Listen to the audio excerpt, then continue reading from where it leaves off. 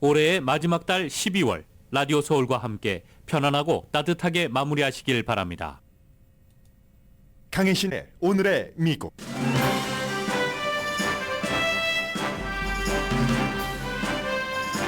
유니버시티 오브 네바다 인 라스베가스에서 3명이 숨지고 1명이 중태인 총격 사건을 저지른 용의자는 이 대학의 일자리를 구했지만 실패한 교수로 경찰 총에 맞아 숨졌습니다. 노스캐롤라이나주의 한 대학의 교수였던 숨진 용의자는 은퇴했었고 자신이 멘사 회원이고 영화로도 잘 알려진 연쇄살인범 조디악의 암호를 해독했다고도 주장했었던 사람입니다. 뉴욕 맨하탄 식당에서는 단골 손님이 복면승 강도로 변해 식당 직원 머리에 총을 쐈습니다. 바이든 대통령은 살상무기 금지 법안을 다시 통과시키라고 의회에 촉구했습니다. 공화당 예비선거 4차 토론에서 니키 헤일리 후보는 자신에게 쏠린 공격을 잘 피해 나갔습니다. 그러나 후보들은 라이벌인 트럼프 전 대통령을 거의 공격하지 않았습니다. 트럼프 전 대통령이 사업 사기 재판이 열리는 뉴욕 법정에 오늘 다시 출두했습니다. 오늘이 피고 변론 마지막 날입니다. 케빈 맥카티 전 하원 의장이 임기를 끝내기 전인 이달 말에 정계 은퇴를 할 것이라고 밝혔습니다. 프레스노가 지역구인 맥카티 의원은 16년 만에 정치계를 떠나며 공화당은 다수 의석 218석보다 겨우 2석 많은 220석입니다.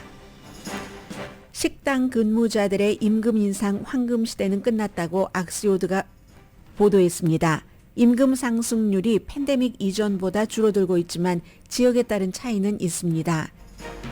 750명이 넘는 워싱턴 포스트 기자들이 오늘 하루 파업합니다. 48년 만에 최대 파업을 하는 기자들은 독자에게 오늘 하루 워싱턴 포스트 신문과 웹사이트를 읽지 말아달라고 당부했습니다. 국경수비대가 마약 밀매를 적발하기 위해 인공지능을 활용하고 있습니다. 여러분 안녕하십니까? 오늘의 미국 강혜신입니다. 어제 로스앤젤레스 시간으로 아침 거의 정오경에 발생한 라스베가스, 유니버시티 오브 라스베가스는 UNLV는 한인 학생들도 무척 많이 다니죠. 용의자에 대한 내용들이 지금 보도가 나오고 있습니다. 노스캐롤라이나주와 라스베가스 쪽 언론 매체가 자세히 수사를 하고 있는데 기본적으로 아무튼 3명이 숨지고 그리고 1명은 중태입니다. 용의자는 67살의 앤토니 폴리토라는 은퇴한 교수입니다. 노스캐롤라이나주의 이스트 캐롤라이나 유니버시티라는 데서 학생들을 가르쳤는데 이 학교의 웹사이트에 들어가 보니까 그냥 작은 사진 하나 그냥 PH 하면서 이 교수의 이름 retired 한 교수다 이 정도만 있고 나머지 정보는 지금 전부 없었습니다. 당연히 이제 학교로서는 취할 조치인 것 같고 용의자도 학교의 디텍티브와 총격전을 벌이던 중에 숨졌습니다. 지금 피해자 그리고 중태자에 대해서는 나오지 않고 있고 그가 사용을 한 무기에 대해서도 정확하게 얘기를 하고 있지는 않지만 네바다주에 아파트먼트가 있었고요. 전부 아파트를 수색해서 그의 휴대폰을 포함한 여러 개의 전자기기를 지금 수사팀이 압수했습니다. 본인은 여러 웹사이트라든가 유튜브라든가 이런 데를 통해서 35년 동안 멘사 회원이었다. IQ가 아주 높다는 얘기예요. 수학과 통계학을 전공을 했고 특히 이 수학과 통계학이 암호 해독과 관련이 있다는 것을 강조했습니다. 평소에 미스테리 그리고 퍼즐에 관한 자신의 이론을 상당히 어필을 하려고 했고 이 사람은 음모론 같은 것에 상당히 관심이 많았던 사람입니다. 케네디 암살이라든가 아니면 말레이시아 에어라인 MH370 이 사건 또 15페이지짜리 논문도 썼는데 이 논문은 아마 여러분들께서 영화로 보신 분들도 많이 계실 것 같습니다. 이 데이빗 린치 감독이 만든 그 영화 조디악에서 60년대 말에 68년 69년도에 샌프란시스코 지역에서 연쇄 살인범이 있었는데 미국에서 이 같은 연쇄 살인범을 끝내 잡지 못한 많지 않은 케이스에 속하는 그래서 드라마로도 굉장히 많이 나왔는데 로버트 다우니 주니어가 그 조디악 맡았고요. 그래서 이제 이것에 대해서 조디악이 샌프란시스코 크로니클하고 샌프란시스코 이그제미너가 그때도 지금도 가장 큰 신문이니까 내가 연쇄살인범이다 하고 뭐 막 편지 같은 것을 보냈다고 하잖아요. 5명이 그때 이제 연쇄살인범에 의해서 살해가 됐는데 이걸 암호를 사람들이 풀지 못하는데 나는 풀었다. 이런 주장을 평소에도 많이 해왔었던 그런 사람입니다. 그래서 지금 수사팀이 물론 라스베가스 대학교에 일자리를 얻으려고 했다가 리젝트 당하고요. 그래서 아마 기본적으로 범행 동기가 그것이 아닌가라고 보고 있지만 더 깊은 범행 동기, 이 사람이 정신건강이 제대로 됐었는가, 지금까지 뭐 어떤 일들을 해왔는가, 학문적으로 그리고 이제 개인적으로 그런 것들을 지금 동기를 알기 위해서 분석을 하고 있습니다. 이 UNLV는 학생들이 무척 많습니다. 뭐 학부에도 25,000명이 넘고 그리고 뭐 대학원생도 한 8,000명 정도 있다고 하니까 어제 11시 45분 정도였으니까 학생들이 전부 캠퍼스에서 점심을 먹거나 뭐 밖에서 친구들과 얘기를 하고 했었던 그런 시간이었었는데 경영대학원 건물 4층에서 이제 그 총격 사건이 일어나기 시작해서 뭐 학생회관까지 번졌다고 하고 오늘 당연히 오늘뿐만이 아니라 내일까지도 지금 학교는 휴강을 합니다. 2017년도에 라스베가스에서 여러분들 기억나실 겁니다. 한 용의자가 호텔에 막 방을 얻어서 다 기획을 하고 그 당시에 어떤 큰 행사가 있었는데 그 이벤트에서 60명을 호텔 방에서 조준해서 여러 개의 총으로 쏘고 그리고 뭐 400명 정도가 부상당했잖아요. 그런 일이 있었기 때문에 어제 라스베가스에서 이 사건이 발생을 했었을 때 라스베가스 경관이 좀 더 효율적으로 대처를 할 수가 있었고 아마도 어쩌면 막지 못했으면 이보다 더 큰 그런 이제 그 희생자가 나왔을 수도 있다. 이런 것을 지금 생각을 하는 거고요. 뿐만 아니라 이제 어제 뉴욕의 맨하탄에 있는 식당에서도 단골 손님이 강도로 변한 사건이 있었는데 이게 감시 카메라에 다 잡혀서 오늘 이걸 바라보는 사람들이 너무 놀라고 있습니다. 새벽 2시 조금 전에 검은색 후드, 검은색 마스크 쓰고 손님과 직원에게 총을 들이대면서 캐시와 휴대폰을 내놓으라고 했습니다. 그리고 이 용의자가 식당을 떠나면서 권총을 발사했는데 37살 식당 종업원인 것 같아요. 피해자 머리에 권총을 쐈습니다. 그런데 감시 카메라를 잘 보고 나니까 매니저가 우리 식당의 단골 손님이었다. Seafood King Fish Market. 그래서 앉아 있는데 보니까 카운터에서도 이제 손님들이 어떤 분이 밥을 먹고 있고 하는데 막 머리에 총을 대고 하는 그런 것들이 그대로 잡혀 있습니다. Seafood King Fish Market이라는 곳인데요. 아직 잡히지 않았습니다. 제보를 기다리고 있습니다. 미국에서 올 들어서 총격 사건이 너무 많이 일어나고 더군다나 이제 4명 이상이 숨지는 대형 총격 사건도 많이 발생을 하니까 630건이니까 뭐 이달 말 지나면 아무래도 할러데이 시즌에 총격 사건 같은 것도 일어날 가능성이 있으니까 하루에 2번 꼴 평균 뭐 어떤 날은 하루에 더 많이 됐고 없던 날도 며칠 이어질 수도 있지만 예전에는 이렇진 않았는데 이 정도까지 올해 2023년도 총격 사건 많이 미국에서 발생을 했다는 것을 전해드리고요.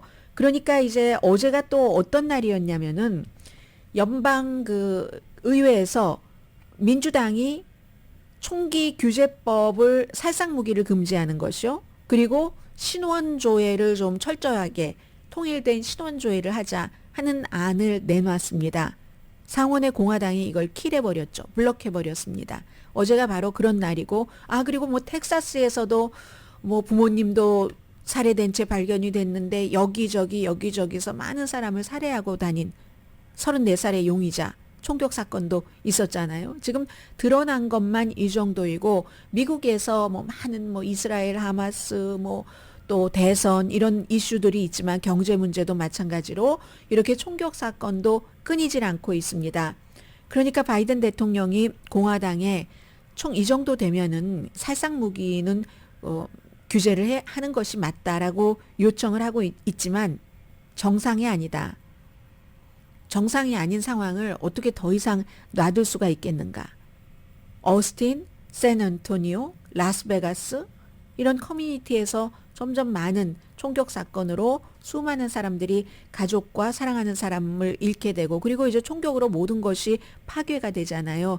그렇지만 뭐 언제나와 마찬가지로 공화당은 절대로 총기 규제를 하는데 지금으로서는 열심히 할 것 같지 않습니다. 총기 협회와 또 총기를 뭔가 총기 권리를 주장하는 사람들로부터 수많은 표와 수많은 돈을 받고 있기 때문에 그리고 정치인들에게 그 돈은 자신이 정치인이라는 것도 잡이잖아요. 물론 잡을 뭐 이상만 갖고 하는 건 아니니까 이 잡을 이뤄낼 수가 없습니다.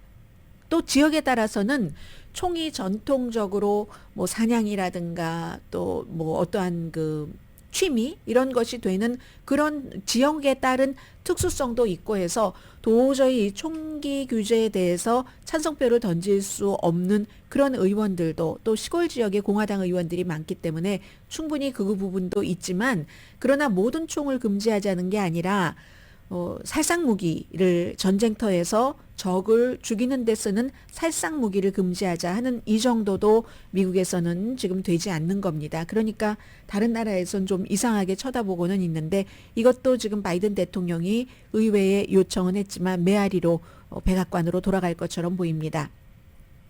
그리고 어제 저녁에 거의 2시간 동안 4명의 공화당 예비선거 후보가 4차 공화당 후보 토론회를 했습니다.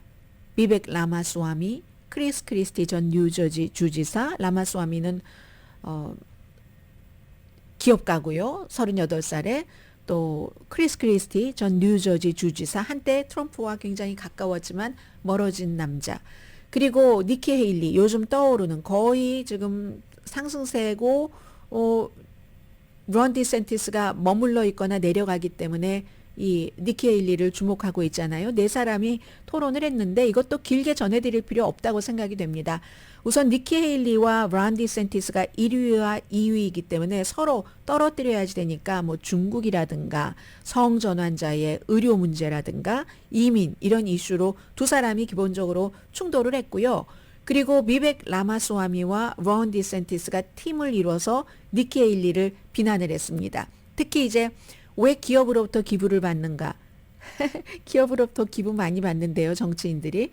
특히 보잉 이사를 했었던 것을 가지고 얘기를 하겠죠. 그리고 비벡 라마스와미는 니키 헤일리가 바이든보다 더 독재자다. 뭐 이렇게 얘기를 했고요. 그랬더니 이제 쭉 두 사람이 합쳐서 본인을 공격하니까 니키 헤일리라는 정치인이 영리한 정치인이라고 사람들이 평가하는 게 이런 이유입니다. 별로 당황하지 않아요. 그리고 어떤 때는 말을 길게 하지도 않고 뭐 말할 가치가 대꾸할 가치가 없다는 식으로 살짝 그냥 표정으로 보여주기도 하는데 열심히 두 사람이 본인을 공격하니까 저 주목받는 거 좋아해요. 주목받게 해줘서 고마워요, 여러분.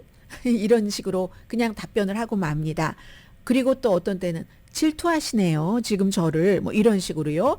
비벡 라마스와미는 여전히 음모론을 들고 나왔는데 정말 그가 말하는 음모론이야말로 별로 여러분들께 말씀드릴 가치는 없다고 생각이 되고요. 다른 공화당 후보들도 비벡 라마스와미가 이것저것 음모론을 막 얘기를 하면은 그 음모론 자체에 같은 후보들도 같은 당의 후보들도 의문을 제기했으니까는요.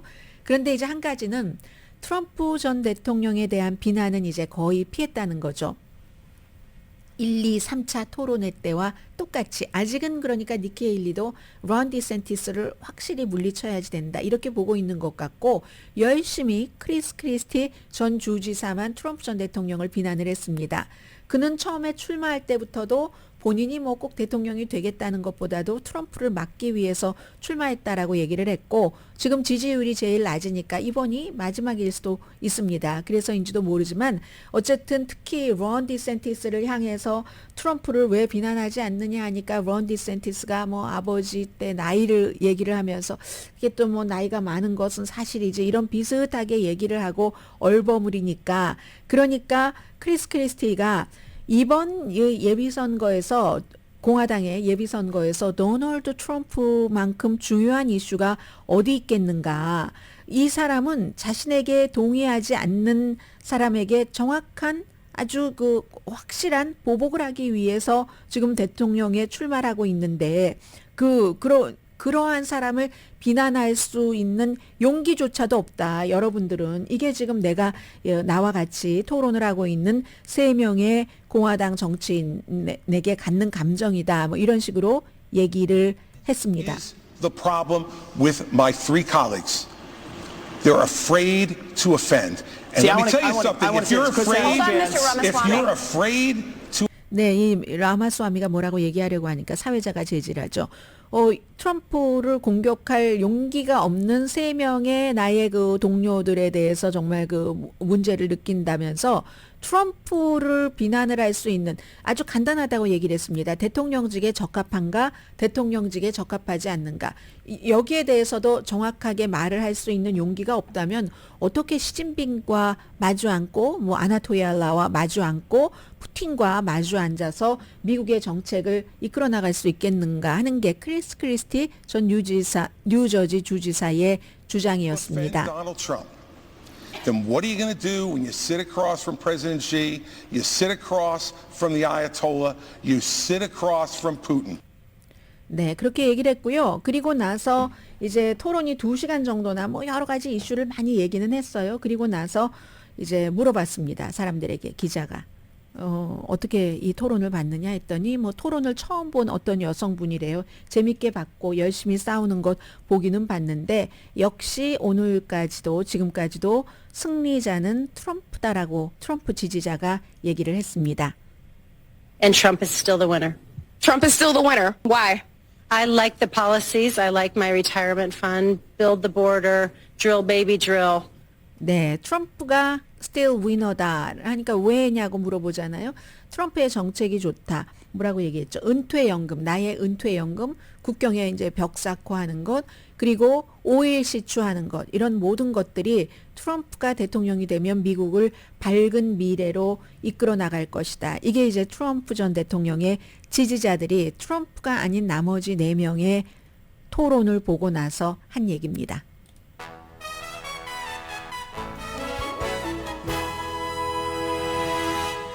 오늘의 미국은 전문가가 추천한 이민법, 가정법 전문 제인정 종합법률사무소, 총 20억 달러 승소, 교통사고와 상해 전문 브라이언 타필라와 CG 변호사 그룹, 코지다운 갤럭시 이불은 잠이 솔솔 오게 하는 기능성 거위털 이불로 독일 회사와 함께 생산합니다. 코지다운 갤럭시 이불 공동 후원입니다. 잠시 뒤에 캘리포니아주의 정치인 얘기도 있고요. 트럼프 전 대통령의 얘기도 있고 그리고 또 다른 얘기도 있고요. 전해드립니다. 라디오 서울 방송 오늘의 미국 듣고 계십니다. 네, 이 비베크 라마스와미가 뭐 1월 6일 의사당 사건이 뭐 내부에서 조작한 거다 하는 뭐 백인 우월주의자들 음모론 같은 것을 들고 나온 것을 지금 케이블 텔레비전에서는 전부들 얘기하고 있습니다. 어제 캘리포니아주가 지역구인 거의 이제 센트럴 그 캘리포니아주를 많이 커버하는 프레스노를 포함해서 케빈 맥카티 얼마 전까지 정말 힘이 센 사람이었습니다. 2달 전까지. 그런데 본인의 임기를 다 채우지 않고 1년 정도 남았잖아요. 올해 말에 이 하원 의원을 그만두겠다. 하원 의장 하던 곳에서 쫓겨나고 뭐 이런 그 여러 가지 본인은 낙관주의자이기 때문에 다른 방법으로 나라를 위해서 공화당을 위해서 일하겠다라고 했는데 16년 동안의 경력이 이렇게 불과 몇 개월 만에 무너질 수 있네요. 1월 달에 하원 의장이 되기 위해서 열심히 일을 했고 트럼프에게도 도움을 요청하고 프리덤 코커스에 도움도 요청을 했고 그러나 결국은 뭐 프리덤 코커스와 또 다른 그 젊은 의원들의 반란으로 하원 의장 자리에서 쫓겨나게 됐습니다. 그리고 나서는 존재가 굉장히 미미해지게 됐고 그냥 한 사람의 435명 가운데 한 사람인 의원이 됐고 이제 정계에 은퇴하겠다라고 발표를 했습니다. 그러면 이제 공화당이 기본적으로 표 차이가 너무 작아지기 때문에 아직까지는 다수당이긴 하지만 220대 212 다수당은 원래 218이죠. 그런데 얼마 전에 이제 조지 산토스라는 공화당 의원이 그냥 쫓겨난 것이나 마찬가지이기 때문에 쫓겨났기 때문에 동료들에 의해서 투표권이 없습니다. 그리고 지금 또 다른 사람도 있고요. 아주 애매해요. 2명 내지 3명 겨우 다수당이 될 수 있는 요건에서 2명 내지 3명 정도만 채워지는 게 되는 거거든요. 그리고 민주당과의 차이도 10표도 안 나잖아요.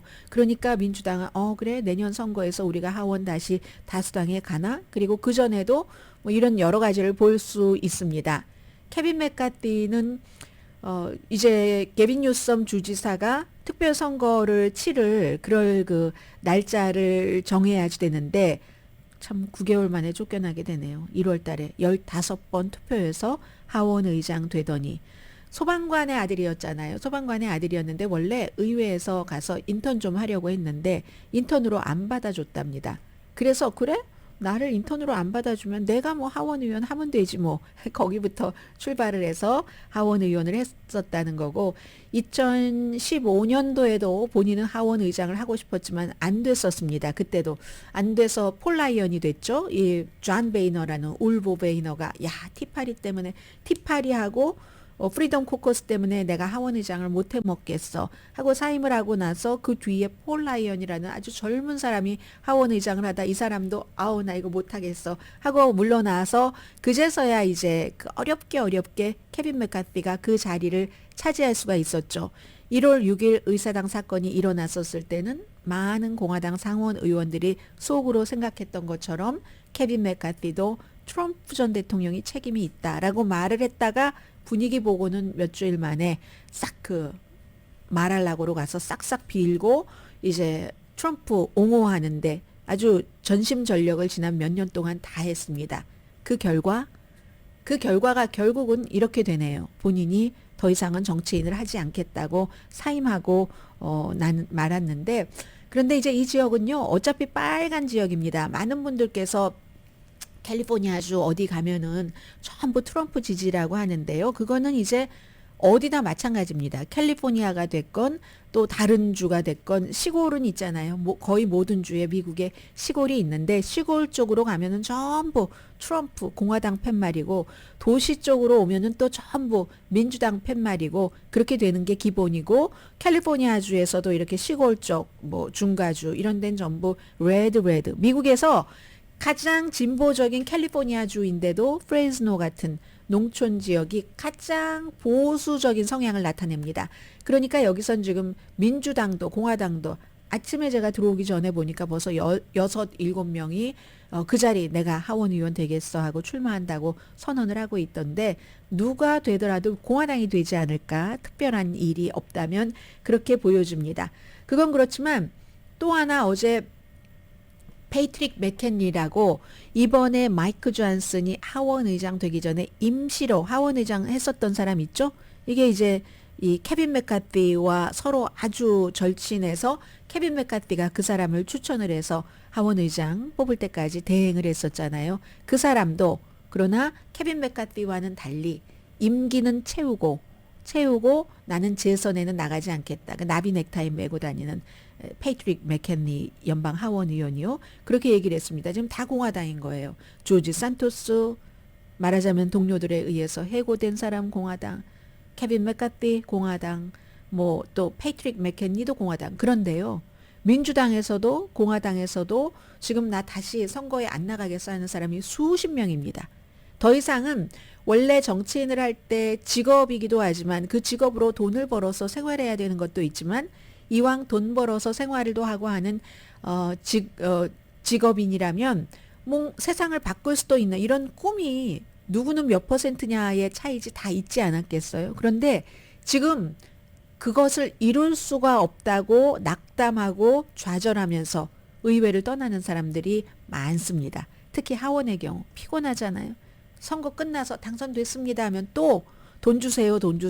선거 기금 모으러 다녀야지 되고 하니까 공화당에서는 공화당뿐만이 아니라 하원에서는 공화당, 민주당 수십 명입니다. 지금 안 하겠다고 하는. 그러니까 그런 것도 차이가 있기 때문에 어느 당이 다수당이 될지 아직은 알 수 없는 거고요. 지금 마조리 테일러 그린 의원이 뭐라고 얘기를 하냐면 아무도 공화당에서 아무도 죽으면 안 됩니다. 표가 몇 표 차이밖에 안 나니까 아무도 죽어선 안 됩니다. 이렇게 얘기를 하더군요. 그리고 트럼프 전 대통령이 오늘 다시 사업 사기 재판이 열리는 뉴욕 법정에 출두를 했는데 오늘이 이제 피고 변론 마지막 날이거든요. 피고인 측에서 불운 증인, 그러니까 피고에게 유리한 그런 그 증인이 나왔는데 오늘은 고함도 치지 않았고요. 마녀 사냥 뭐 이런 얘기도 안 했습니다. 요즘 그 함구령 이거 잘 보면은 그 트럼프 전 대통령이 아슬아슬하게 피해가는 겁니다. 함구령이 내려도 첫 번째 그걸 어기면 벌금만 내면 돼. 그래? 5,000달러, 10,000달러 뭐 그 정도 어때? 하고 한 번 또 확 해줍니다. 그리고 나서 이제 판사가 지금 3사람의 판사가 다 함구령을 개그 오더를 내리고 중간에 또 이게 말도 안 된다 하고 트럼프 측에서 뭔가를 이제 반격을 하면은 항소법원에서 또 그래 그거 걷어내줘 하다가 또다시 또 아니야 뭐 이렇게 지금 계속 되고 있는 상황이거든요. 지금은 함구령을 지켜야지 될 때입니다. 트럼프 전 대통령이. 그래서 오늘 특별한 말 하지 않고 지금 법정에 들어가서 앉아 있고요. 왜냐하면 아서 앵고론 판사가 이번에도 또 어기면 지난번에 어겨서 벌금 물었잖아요. 막 그 스태프들에게 험한 말하고 그러면 감옥에 갈 수도 있다. 뭐 이런 그런 추측들이 나오기 때문에 오늘은 조용하고 있고 오늘은 조용하지만 오늘 증인 신문이 다 끝나면 내일 그 재판은 좀 암울하게 될 것 같습니다. 트럼프 전 대통령 감옥에는 안 가지만 민사니까요. 돈을 벌금을 얼만큼을 내느냐 또 뉴욕에서 아예 사업을 하지 못하게 되느냐 여기에 대한 것을 판결을 하게 되고요. 자 그럼에도 불구하고 어제 그 월스트리트저널의 그 윌리엄 게르스턴이라는 분이 칼럼을 썼는데 칼럼니스트고요. 브루킹스 연구소의 그 선임 연구원이고 이분이 지금 미국의 정치 무드가 트럼프에게 유리하다. 트럼프와 바이든을 놓고 보면 트럼프에게 more 유리한 정치 분위기라고 얘기를 합니다. 물론 이 재판 문제는 조금 신경 써야 될 부분이 있기는 있습니다.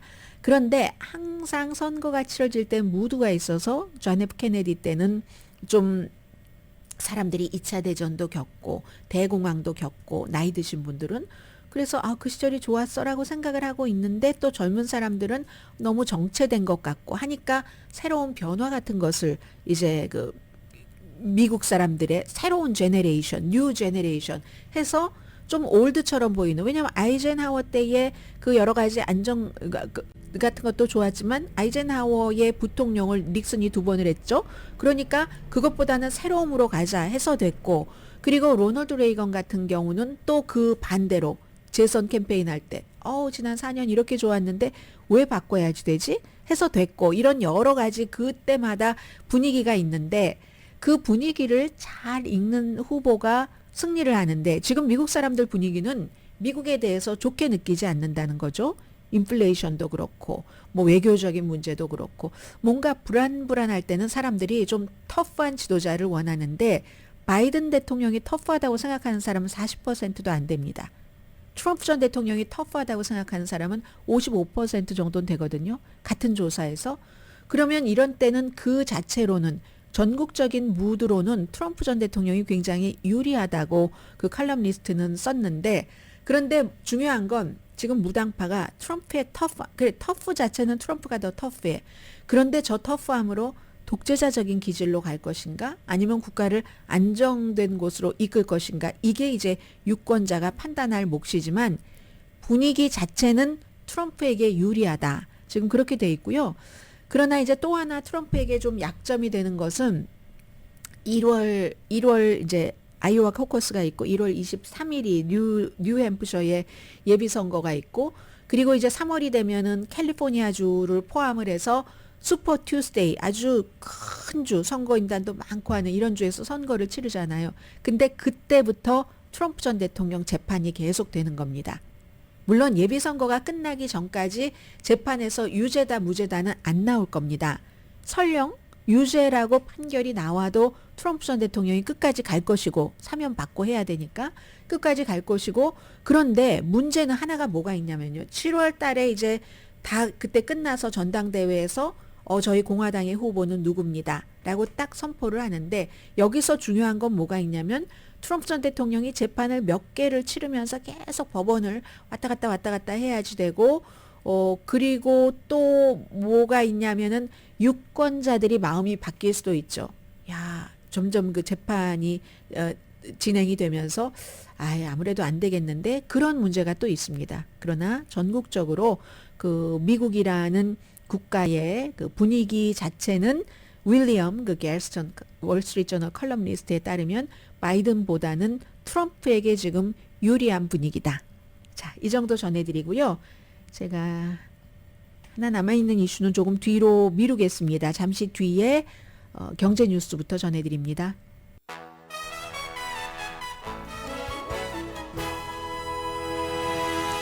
라디오 서울 방송 오늘의 미국 듣고 계십니다. 식당에서 일하시는 분들의 임금 인상, 그동안 이제 팬데믹 때 황금기다라고 많이 얘기를 했습니다. 마켓에서 일하시는 분들도 마찬가지였고요. 근데 이건 이제 끝난 것처럼 보인다. 악시오스가 오늘 보도를 했는데 임금이 뭐 올라가긴 하지만 그 상승률이 많이 눈에 띄게 줄어들고 있고 오히려 팬데믹 이전의 임금 상승률보다도 이미 조금 적은 폭으로 상승하기 시작한다는 거거든요. 그래서 이 식당에서 일하시는 분들의 임금이다 하면은 기본적인 임금과 팁, 또 무슨 뭐 오버타임 이 모든 것을 다 포함해서입니다.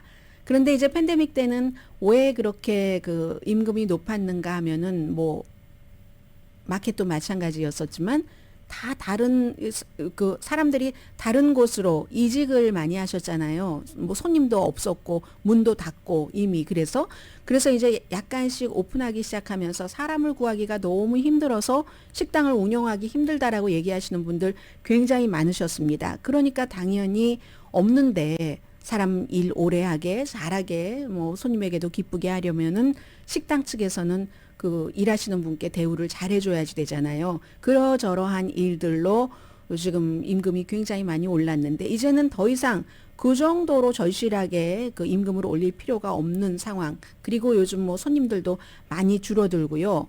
인플레이션 같은 것이 그 식당 업주와 손님에게 모두 영향을 미치잖아요. 그래서 식당 직원의 임금은 2023년 10월 달에 1년 전에 비해서 4.9%가 올랐답니다. 4.9%가 올랐으면 2021년도에는 그때 이제 팬데믹 때에 최고의 성장률을 보였었을 때가 10.5%였거든요. 반으로 뚝 내려간 거잖아요. 그런데 식당은 여러 가지 인플레이션, 물건값이, 원료값이 비싸지니까 들어가는 비용이 너무 많아지고 소비자는 돈 많이 내고 음식 먹는 거 싫어하시잖아요. 지금 요즘 비싸다고 막 한식이 이게 뭐야 설렁탕이 한 그릇에 얼마. 근데 원래 한식이 다른 그 미국 집에 가서 먹을 때 음식보다는 너무너무 싸잖아요. 근데 우리도 그거는 고쳐야 돼요. 미국 식당에 가서 비싸다고 안 하면서 한식당에 와서만 꼭 비싸다고 해요. 밑반찬도 얼마나 많이 주고 하는데 아무튼 그리하여 소비자는 돈 더 내는 거 싫어하고 재료비는 많이 들어가고 하니까 결국은 이제 또 비용을 절감할 수밖에 없어지는 식당 업주들의 고통이 되는 겁니다. 그리고 또 소비자들이 음식값이 또 올라가니까 어느 정도 기본적으로는 올라가잖아요. 올라가니까 팁값도 비싸지죠. 그러니까 팁도 조금 주고 이래저래 식당에서 일하시는 분들, 특히 이제 홀에서 일하시는 분들이 수입이 줄어들 수밖에 없다는 겁니다. 그래서 뭐 임금 인상, 인플레이션도 또 10월 달에 그 물가 상승률이 3.2%니까 전년도에 비해서 임금이 4.9%가 올라봐야 크게 오른 건 아니죠. 물가 상승률이 있기 때문에. 그런데요, 이 모든 것들이 다 똑같지는 않다는 것을 미국이라는 나라가 워낙에 크니까 보여줍니다. 어떤 데는 제가 지금 말씀드린 그 같은 것에 의해서 그 식당 업계가 돌아가는데 또 사람들이 아예 너무 비싸니까 식당 방문을 하지 말자 하는 것도 있고 도어대시 같은 것으로 조금 더 비싸도 아예 시켜 먹지 뭐 1인분 시켜서 조금 보태서 이 두 사람이 먹으면 되니까 하는 그런 경우도 많이 있지 않겠어요?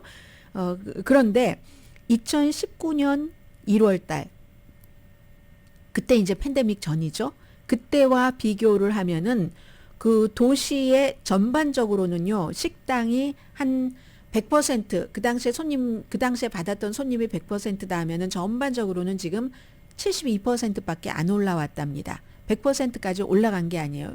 사실은 다른 때 같으면 100% 치고 더 올라가야지 그게 맞는 것일 텐데 72% 정도로 그리고 거기서 더 이상 오르지 않는답니다. 딱 정체되고 있는데 그런데 일부 도시는 상대적으로 막 식당업이 너무 번창하는 거예요. 신시내티 같은 곳, 라스베가스, 뭐 잭슨빌 뭐 이런 데는 10월에 아주 임금 상승률도 엄청 컸다는 얘기거든요. 그 라스베가스의 경우는 팬데믹 이전보다 막 들어오는 인구, 유동 인구들이 많으니까 관광객도 많고 카지노는 카지노 나름대로 팬데믹 이후에 손님들을 받기 위해서 막 여러 가지 프로모션 같은 것을 하고 하니까 이런 곳은 식당 그 수입이 좀 괜찮다 하는 것 말씀드리고요. 그러니까 다 똑같은 건 없는 겁니다. 그리고 오늘 저는 딱 하나 아무리 워싱턴 포스트의 기자들이 파업하면서 우리 신문 보지 마세요 해서 저는 봤거든요. 봤는데 새로운 게 없어서 쓰지는 못하고 리뷰만 했습니다. 오늘 워싱턴 포스트의 기자가 이렇게 많습니다. 이것도 많이 줄어든 건데 750명 이상의 기자들이 하루 파업합니다. 하루 파업하는데 독자들에게 편지를 보내서 우리가 파업하는 이유는요. 임금 상승도 있고 그리고 임금 평등. 워싱턴 포스트 기자들이 지난번에도 이렇게 파업할 때 보면은 꼭 기자들이 아니라 워싱턴 포스트에서 청소를 해주시는 분들도 계시고 많은 또 파타임 분들도 계시잖아요. 그런 분들에게도 대우를 잘해줘야지 된다. 뭐 건강보험도 드려야지 된다. 그렇게 많이 합니다. 기자들이니까 그걸 또 이 파업할 때 조건으로 들고 들어갈 수도 있는 거고요. 그래서 임금 인상뿐만이 아니라 임금 평등 그리고 꼭 회사에 나가서 저는 기사 안 써도 되는데요. 하는 리모트 정책에 대해서 또 건강 이슈 등 경영진이 협상하기를 거부해서 저희가 18개월 동안 계약 없이 일하고 있습니다. 라고 얘기하는 거. 그리고 또 경영진이 최근에 이제 자발적인 퇴사는 한 10년도 더 됐을 거예요. 한 15년 전부터 미국의 큰 이런 신문사에서 많이 했습니다. 로스앤젤레스 타임스도 마찬가지예요. 사주가 바뀌기 전에도 이런 자발적인 퇴사 같은 것을 많이 했는데 최근에 200명을 자발적인 퇴사를 그러면 이제 뭔가 패키지를 좀 주죠 했는데 기자들은 이게 끝이 아니라고 본다는 겁니다. 그래서 이제 여러 가지를 좀 단단하게 해놓기 위해서 오늘 하루 파업을 하고요. 저희가 파업하는 동안 신문 읽지 마세요. 웹사이트도 하루 동안 방문하지 마세요 하는데 저는 오늘도 또 방문할 것 같고요. 제프 베조스가 아마존의 창업자가 이제 딱 그렇게 해서 돈 벌고 나니까 신문사도 좀 해서 이걸 테이크오버 한 거잖아요. 그리고 나서 이제 구독자도 굉장히 줄어들었고 마찬가지예요. 식당이랑 똑같습니다. 이 언론계도 영리를 목적으로 하는 신문이지 이게 무슨 뭐 뭔가를 하는 이런 게 아니잖아요. 차이는 있지만 그래서 뭐 구독자도 줄어들고 수입이 줄어드니까 당연히 비용을 절감하고 비용을 절감하려고 하면 인원 삭감밖에 없잖아요. 그런데도 불구하고 올해 말에 1억 달러 정도 손해 본답니다. 제프 베조스에게는 1억 달러 손해가 뭐 그다지 큰 뭐 타격이 아닐지는 모르지만 아니에요. 돈 많은 사람은요 이런 타격 절대 못 참잖아요. 잠시 뒤에 아주 중요한 뉴스와 마약 탐지견도 있지만 인공지능 전해드립니다.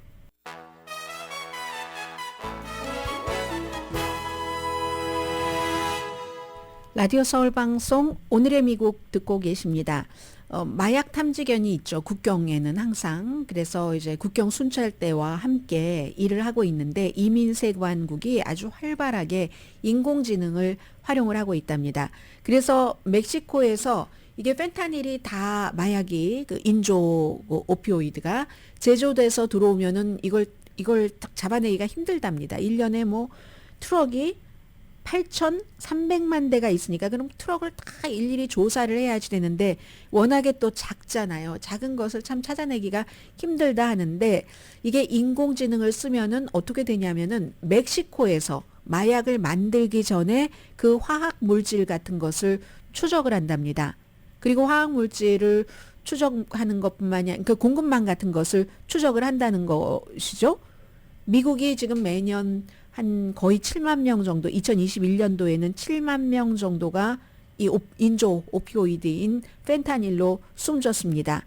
그래서 이제 인공지능을 추가하니까 펜타닐 공급책을 그 제조를 할 때부터 아주 깊이 들여다볼 수가 있고 이 화학 물질을 압수할 수도 있고 그래서 이제 그 국경수비대 이민관세국이 회사와 이런 프로그램을 갖고 있는 애틀란타네요. 애틀란타라는 스타트업 회사와 같이 뭐 꼭 이 회사 한 군데는 아니겠지만 여러 가지 데이터를 이를테면 사람이 혼자 하면 도저히 불가능할 것 같아요. 이 인공지능이 4억 5천만 개 회사의 공개적인 데이터, 이 펜타닐을 만드는 물질, 화학 물질의 그 경로, 그 펜타닐을 만드는 그 화학 물질이 꼭 펜타닐만 만드는 게 아니니까 다른 뭐 합성 세제 같은 것도 만들고 하는데 그렇게 한다 하면서 펜타닐로 만들 수가 있잖아요. 그런 것을 아주 철저하게 추적을 할 수 있다는 겁니다. 그럼 4억 5천만 개 회사의 공개적인 데이터와 또 이민관세국의 독점 데이터까지 전체적으로 이게 사람 혼자는 도저히 할 수가 없는 건데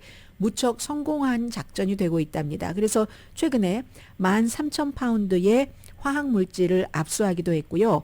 10,000파운드의 펜타닐도 압수하고 284명을 체포하기도 했답니다.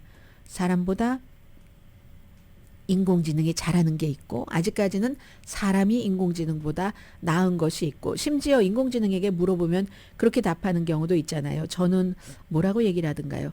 저는 뭐 인공지능으로 뭐 어떻게 하는 것이기 때문에 거기에 대해서 답변을 드릴 수가 없습니다. 뭐 이런 식으로 얘기를 하잖아요. 아직은 사람이 이 인공지능보다 훨씬 나은 면도 있다 말씀을 드리고요. 지금 이스라엘과 하마스 전쟁 그 전에 우크라이나에 대한 지원금은 어제 그 상원에서 거부했죠. 그 거부한 것에 대해서는 이 부분부터 말씀드리겠습니다. 지금 굉장히 많이 가가호호 이스라엘이 가자지구에서 이제 전투를 벌이고 있기 때문에 어떤 분은 오늘 뉴욕타임스가 보도한 것 보니까 압둘라 아부나다 이분은 빌딩이 본인의 가족이 살고 있는 빌딩이 공습당했다는 걸 듣고 와이프한테 전화 걸었더니 no answer, 딸 no answer, 아들 no answer, 그리고 또 다른 2명 자녀 전부 숨졌습니다. 아주 이건 그냥 흔한 일이에요. 어떤 분은 가족이 68명이 숨지고 100명 이상 숨졌다는 분들도 계세요. 그리고 9살, 7살 이렇게 딱 둘이 덩그마니 남아있는데 엄마, 아빠, 형, 여동생 다 이스라엘의 공격으로 숨졌고요. 팔레스타인의 저널리스트 모하메드 아브 하시라 이분도 42명의 가족과 함께 숨졌습니다. 전 공화당의 하원 의원이었던 저스틴 아마시 가자지구에 있는 가족들이 가자지구의 교회에서 대피하고 있던 중에 공습으로 숨졌습니다. 아미드 알 나옥 런던에 사는 대학생 아버지와 5명의 형제자매 13명의 사촌 그러니까 어느 지역에 있던 지금 그쪽에서 벌어지고 있는 전쟁으로 인해서 미국에 있는 전 하원 의원의 가족이나 런던에서 공부하고 있는 그런 사람이나 가족들이 다 숨져서 어느 전쟁보다 이제 민간인 그 사상이 크니까 뭐 우크라이나 그럼 몇만 명이잖아요. 얘기하시는데 우크라이나는 인구가 뭐 4천만 명이 넘잖아요. 인구가 뭐 20배도 더 되는데 그리고 거의 2년 동안에 있었던 거고 해서 안토니오 구테레스 유엔 사무총장이 이스라엘 엄청 지금 비난하고 있고요. 바이든 대통령은 오늘 나온 여론조사 보니까 그 AP가 여론조사한 것 보니까 한 달 전보다는 민주당 사이에서 이 문제를 핸들하는 것에 대한 지지율 조금 높아졌습니다. 그때는 반 정도였는데 오늘은 59%가 괜찮다고 했거든요. 이제 바이든 대통령이 이스라엘에 팔레스타인 민간인 숨지는 것도 좀 전술을 바꿔서 멈춰야 된다 이런 얘기를 했기 때문에 그런데요. 텔레비전에 나오네요. 어제 이제 아이빌리그 대학교 총장들이 의회의 청문회에 나가서 의회 의원들이 미국 의원들도 막 고성을 지르고 싸우진 않지만 이런 거네요. 제가 지금 말하는 질문에 yes or no로만 답하세요. 근데 그 yes or no로만 답하면 애매모호하게 그 증인 입장에서는 몰릴 수 있는 그런 질문들이거든요. 그런 질문을 왜 유대인을 학살하는 것에 대해서 그 유대인을 학살하라고 하는 것이 뭐 유펜의 정책입니까? 뭐 이렇게 얘기하면 총장이 참 할 말이 없는 거예요. 만약에 그렇게 해서 누가 피해를 입으면 그건 정말 대단한 비극적인 괴롭힘입니다. 뭐 이 정도로 얘기를 했다고 직접적으로 답변하지 않았다고 막 사임해야지 된다고 특히 이제 유펜 총장, 하버드 대학교 총장도 그렇고 지금 대통령과는 달리 지금 그런 어려움에 속해 있고요. 뭐 책임은 오늘 지금 말씀드리지 않겠고 그리고 상원 공화당 의원들이 이스라엘에 대한 것도 또 우크라이나에 대한 것도 이민 정책 변경을 원하면서 지금 돈 지원하는 것 일단은 안 했습니다. 아무튼 바이든 대통령은 어제 투표하기 전에 국경에 대해서 협상을 할 용의가 있으니까 우크라이나에 대해서도 그 이스라엘에 대해서도 지원금 좀 지원해 달라 했는데 이스라엘은 아직은 뭐 지원금이 그렇게 절실한 상황은 아닌 것 같고요. 해주긴 해주겠죠. 문제는 우크라이나죠. 우크라이나는 시간이 지나가면 너무너무 그 블라디미르 푸틴에게 많은 것을 줄 수밖에 없는 그런 그 입장이기 때문에요. 오늘의 미국은 전문가가 추천하는 이민법, 가정법 전문 재인정 종합법률사무소, 총 20억 달러 승소, 교통사고와 상해 전문 브라이언 타필라와 CG 변호사 그룹, 코지다운 갤럭시 이불은 잠이 솔솔 오게 하는 기능성 거위털 이불로 독일 회사와 함께 생산합니다. 코지다운 갤럭시 이불 공동 후원이었습니다. 10시에 좋은 아침, 좋은 하루 방송됩니다. 네, 시간이 조금 남았네요. 미국에서 이렇게 우크라이나에 대한 자금을 지원하고 있지 않으니까 영국의 데이빗 카메룬이 그거 미국 해야지 된다. 데이빗 카메룬이 총리였다가 그 자리에서 물러났다가 지금 다시 외무장관으로 리시 수낙 이 총리가 임명을 했잖아요. 지명을 해서 됐잖아요. 그랬더니 이렇게 되면 푸틴이 얼마나 좋아하겠는가. 미국의 정치인들이요. 제발 정신 차리시랴 하고 데이빗 카메룬이 미국을 향해서 이거 해야지 된다라고 얘기를 하는 지금 그런 그 분위기이고요. 오늘 이제 목요일이고 벌써 12월 7일입니다. 12월 20일쯤 되면은 이미 한 해가 다 다가는 느낌이잖아요. 준비 이번 주말 많이 하셔야지 될 것 같아요. 강혜신이었습니다.